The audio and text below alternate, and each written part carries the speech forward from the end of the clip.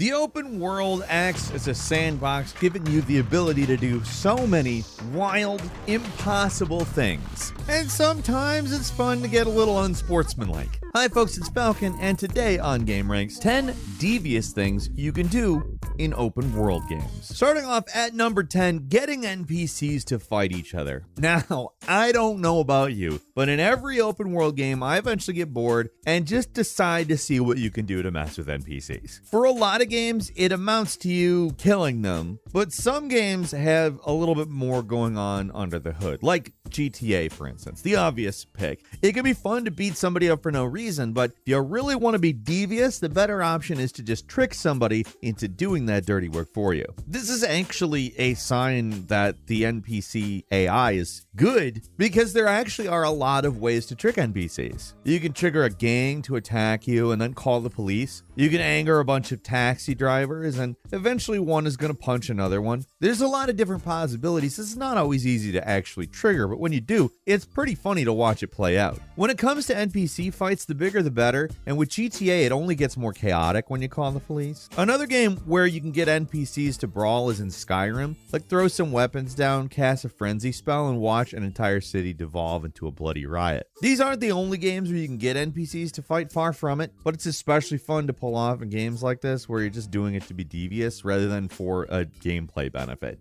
And number 9, killing guards with their own bullets. When it comes to deviousness, it doesn't get a lot more twisted than this one. Like, Dishonored games give you a lot of tools to mess with your enemies, but probably the most ludicrously complicated means to dispatch a guard is to kill them with their own weapon. Yet, guards aren't exactly the good guys in these games, but they're often pretty neutral, and they do encourage you to spare these guys' lives, usually in morality systems, so killing them in like a convoluted way is kind of an evil action. You'd have to be really evil to go to these lengths to kill one dude. Basically, how it goes is that you alert a guard and wait for them to shoot at you, and then slow down time so that the bullet stops in midair. Then you possess the guard that shot at you, walk them in front of the bullet, leave their body, and turn off slow-mo, and boom, shot with their own bullet. Like I said, it's complicated and it's really wasteful, so it's not practical in any way, it's just devious. It's a hell of a reversal of fortune, let's say. And number 8, you can kill parents and adopt their kids in Skyrim. Like, if that point wasn't evil enough for you, this one will probably do the trick. It's exactly what it sounds like, and while the game does little to acknowledge what you're doing is creepy and evil, it doesn't really matter. You know what you're doing and what's happening here, so that's more than enough to get that proper devious feeling. I mean, think about it. Adopting orphans is a thing they added to Skyrim with the Heathfire expansion, so you can add children to your family by taking them off the street or through the Honor Hall Orphanage in Riften. And while the idea here is good, allowing you to adopt kids of parents that might get killed in a random dungeon attack or something like that, there's also nothing stopping you from just murdering parents and adopting kids. From everything I've read, you can kill the parents in secret so the child never knows, but I'm pretty sure it doesn't actually matter what you do. You can kill the parents right in front of them, and it doesn't really matter. The kid's still coming with you whether they're aware of the murder of the parents or not. Like, maybe they're just completely indifferent about it. I don't know. You're new around here, so I'll go easy on you. But don't get on my bad side. Either way, there's something truly devious about killing 2 innocent people so you can take their child. Like, it doesn't even get you anything. It's just a weird, evil thing the game lets you do. And number 7, you can become a hacker menace in the Watch Dogs games. Like, if they're good for anything, these games are great in how much you can screw with NPCs. Watch Dogs 2 in particular really lets you run wild. Like, you can cause these massive traffic accidents, start gang wars, take over people's cars, or generally just cause mayhem while nobody suspects you of anything at all. Like, it's basically you using computers to do stuff that would get you 5-star wanted level in GTA, except no one knows it. Now, you can just brute force your way through the game without using any hacking tricks, but the open world is really most fun when you go nuts with this stuff. Like, start a shootout and then crush people with a crane so they're distracted and have no idea what's happening. You can terrorize pedestrians in a parking lot, and that never gets old. Just turn on a car while they're passing by and watch people panic as they almost get strafed out of nowhere. Leave guards confused and frustrated by following them around with cars. Just remote control a car, drive it into oncoming traffic, the sky's really the limit. It's a series where the tools to mess with NPCs are so easy to access and fully integrated in the game, in a way few games are. So while they're devious, all this stuff in comparison to some other things on this list are relatively easy to pull off. That's probably what makes it one of the best open world games to screw around in, too. There's so much you can do to mess with NPCs, and it's so easy to do. And number 6 is pulling the fire alarm in Bully, another game that gives you a lot of tools to mess with people in Bully. Outside of the normal stuff like shooting NPCs with slingshots and stuffing people in lockers, one particularly devious trick you can pull off involves the boys' dorm, a bunch of marbles, and the fire alarm. Normally, if you do enough stuff to annoy people, you'll get in trouble with the prefect, but one way to get around that is by hiding in a trash can before anything happens, and then nobody will suspect a thing for whatever reason. So to pull this little trick off, you need to throw down some marbles in front of the exit to the boys' dorm, pull the fire alarm, and then hide. Everybody in the building will try to leave the building, but they will slip on the marbles. So everybody is stuck slipping and falling at the front door. From there, you can mess with them even more if you want, but if you stop there, it's a pretty hilarious trick on its own. No joke, I could just watch them try to escape forever. What makes it funny is not just how devious it is, but how effective it is. You'd think somebody would start to notice there's something up, but no, they just keep slipping and falling like dummies for as long as the marbles are active. It's wonderful.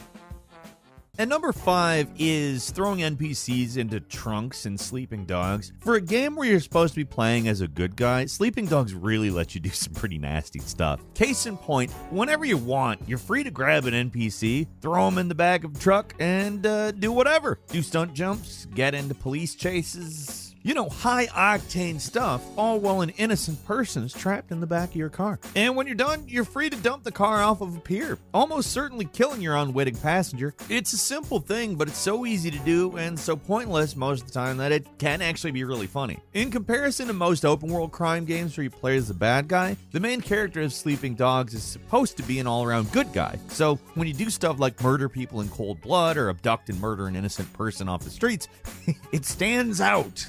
And for the devious folks, that is a great opportunity. And number 4 is using shock pads to kill and then revive people. A simple but almost cartoonishly evil thing you can do in Saints Row 2. With the shock paddle weapon, you can kill someone, then revive them, bring them back to life, and then kill them again. Getting the shock paddles is easy. You just get into an ambulance, complete a minigame, you got the weapon. It's weaker than the stun gun, but its ability to bring anyone who's died back to life can be incredibly helpful. It's also something you can use to be super evil, though. There's no end to the amount of times you can kill someone with this thing. Murdering a dude for no reason's bad enough, but to be extra devious, you can revive them, kill them again, revive them, kill them again, and so on and so forth. It's a tool that lets you be as needlessly cruel as you want to be, and while in real life that would not be cool at all, it is pretty funny to watch as someone keeps coming back to life only to be killed again. In terms of deviousness, it's not particularly clever, but it's super fun in the same way Saints Row 2 is. It's over the top, ridiculous, and dumb, but it's also really entertaining. And number 3 is sneaking explosives into people's pants in Fallout. Now, just saying that is funny as hell. Just that combination of words, sneaking explosives into people's pants. It never gets old. And what I'm talking about never gets old either. In the Bethesda Fallout games, an easy way to kill your enemies, or really just anyone, at least anyone you could pickpocket, is to go up to them, pickpocket them, open up their inventory, and slip in an explosive weapon. Instead of taking anything, you're actually giving them something, which would seem nice, but on this occasion, that thing you give them is a swift death. And it never stops being funny. There's basically nothing anyone can really do about it as long as no one really knows that you're doing it. Just a string of people's pants exploding, turning them into bloody chunks that it's gross, honestly, and pretty funny. It's also effective in terms of killing enemies, but we're talking about being devious. So it's just as effective clearing out NPCs. There's just something undeniably fun about watching somebody walk around for a second before exploding into a pile of gore that never gets old. It's ridiculous, but it's hilarious they even made this possible.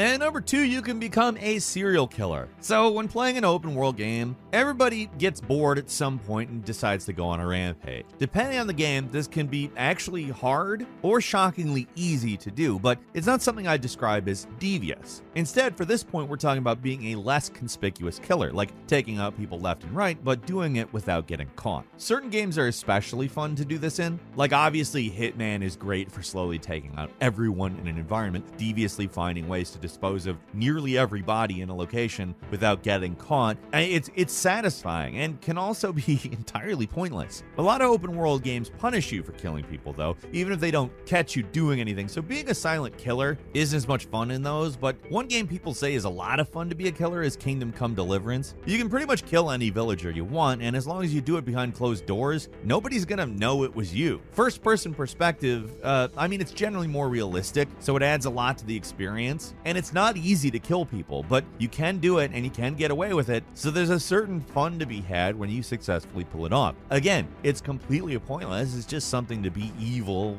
by doing, and in the world of video games, that can be a lot of fun. A lot of games you get police called on you no matter what, but in something like Kingdom Come, as long as you're methodical about it, you can pretty much get away with anything.